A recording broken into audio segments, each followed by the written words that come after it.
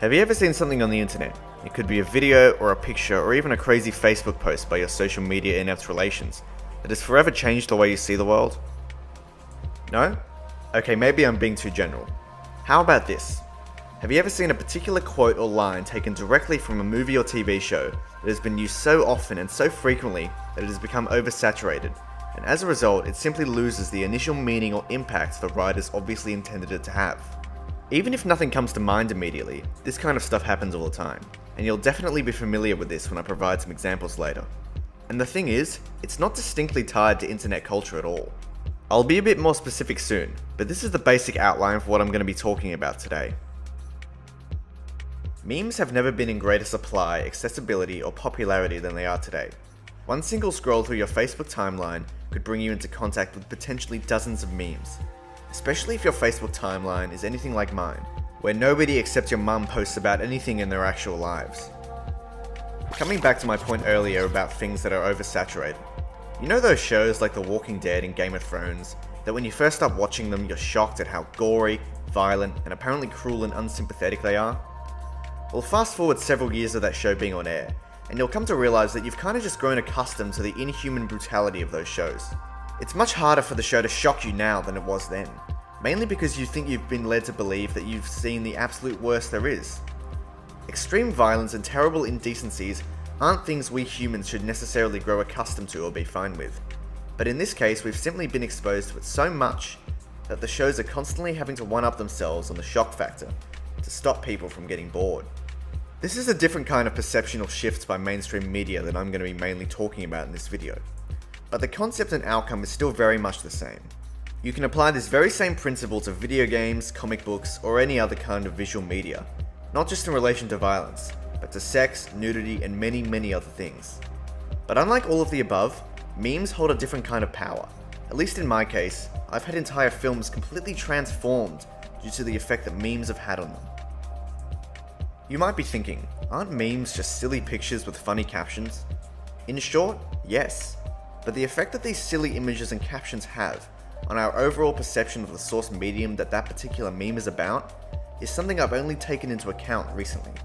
Unless you live under a rock or, have an active social life, then you've probably heard or come across the prequel memes. If you're not familiar with them, don't worry, I'll bring you up to speed.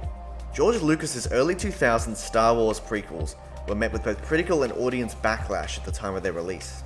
Since then, they've been closely known as the mother of all cinema-going disappointments. Star Wars The Phantom Menace was the most disappointing thing since my son. Trust me, search up Star Wars prequels on YouTube and any idiot with a camera and a red background will reinforce this. But only recently have the prequel films found some form of redemption in the eyes of fans. How, may you ask? Well, the answer comes in one single word. Memes. You might not be a big Star Wars fan or even a big moviegoer, but if you have social media, you've definitely seen these guys around.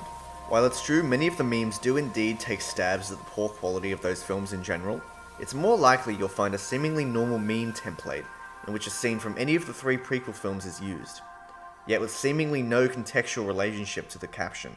That's because prequel memes have become so unbelievably popular that it's become almost something of a challenge for meme creators to create memes or jokes out of any line or scene from the movies. Yep. Whether you find these funny or just plain ridiculous and a waste of time, you have to give credit where credit's due in the creativity that some people have when creating this stuff.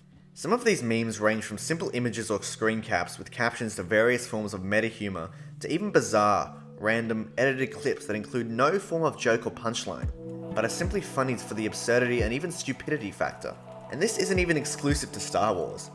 Various other pieces of otherwise normal entertainment have fallen into the hands of bizarre, yet undeniably creative internet memers. Now that you're a little more familiar with the prequel memes, let me come back to my main point. This is where the fun begins. So what? These memes are funny, creative, and basically provide the basis for how weird millennial humor is. But how on earth does this relate to altering our perception? Well, my next point is completely subjective, but for me personally, I can never watch any of the 3 Star Wars prequel movies the same way after being exposed to so many of these memes. Every second line I find myself giggling, thinking back to how that particular scene or quote was decontextualized in meme format. In some ways, the transformation of these films from poorly received misfires to goldmines of inside jokes and just general humor has actually increased my positivity towards these films. I'm no longer bored watching the slow, disinteresting CGI slugfest that they are. Instead, I'm intently waiting for the next memeable moment to appear on screen. This makes for fun drinking games and many inside jokes amongst friends. But isn't it telling that silly pictures with funny captions have completely altered my outlook on an entire film franchise, to the point I no longer associate them with boredom and disappointment? Just look at this scene from 2005's Revenge of the Sith. It literally lasts 5 seconds and features no more than Ewan McGregor jumping down from a ledge and standing in a green screen studio. Hello there. How is it possible that this 5-second piece, as well as the scene following, spawned potentially thousands of memes that have been shared, liked, viewed, and altered to the point where George Lucas's original intention behind that scene, whatever it may be, is now completely irrelevant? Like I said, this experience is completely subjective to me, but since my mentioning of oversaturation in similar mediums, is it not true that the level of humor found in internet memes is not dissimilar to our own personal subjective opinions on creative pieces of media? Again, you don't have to be overly familiar with either internet culture or film culture to understand how secondary opinions or overexposure can shed light on familiar things and as a result, possibly permanently shift our perception of those said things. Have a look at what are, in my opinion, some of the most memeable quotes or moments in mainstream media, and ask yourself whether you find humor or familiarity in the scenes themselves, or how they've been twisted, oversaturated, or parodied since their release. You are tearing me apart, Lisa! One does not simply walk into Mordor. I don't like sand. This is Sparta! I will find you. And I will kill you. It might be fairer to argue that internet culture itself has a greater impact on our perception, but I find it fascinating that, at least for me personally, it's memes that hold more power in distorting my views and opinions on certain things, such as an entire multi-million trilogy of films. Ultimately, my own argument is null and void, because in the end it comes down to subjective opinion, as I've frequently mentioned. People love the film The Room for so many reasons, and that film has never been more popular than it is now. As I finish up, tell me, has the way that film's integrity been removed, distorted, and decontextualized across the internet added to your enjoyment of that objectively terrible film?